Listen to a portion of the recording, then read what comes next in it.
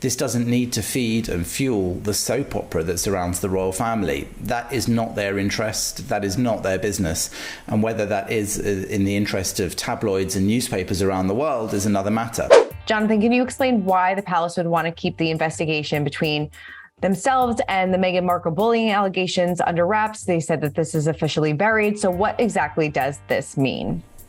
I think there are a few reasons why the report won't be published into the allegations of bullying against Meghan.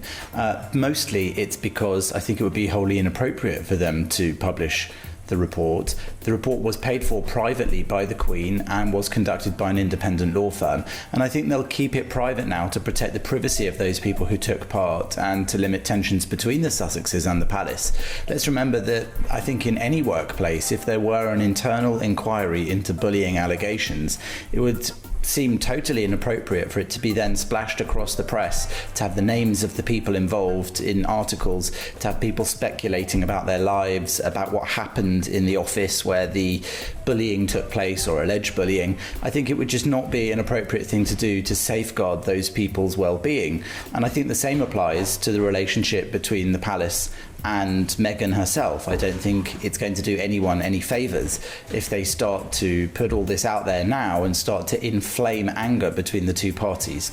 Instead, I think that they've acted responsibly to undertake the investigation, because if there were allegations of bullying, they need to look into them, as any employer should do. Whether they're the royal family or not, they still have to take care of the well-being of their staff and to deal with allegations like bullying.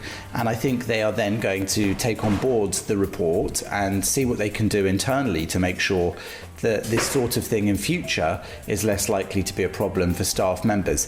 The original complaint, remember, was made in October 2018 by Jason Nauf, the then communications secretary for the Sussexes, who later served as the chief executive of the Duke and Duchess of Cambridge's Royal Foundation, and he served in that post until January this year.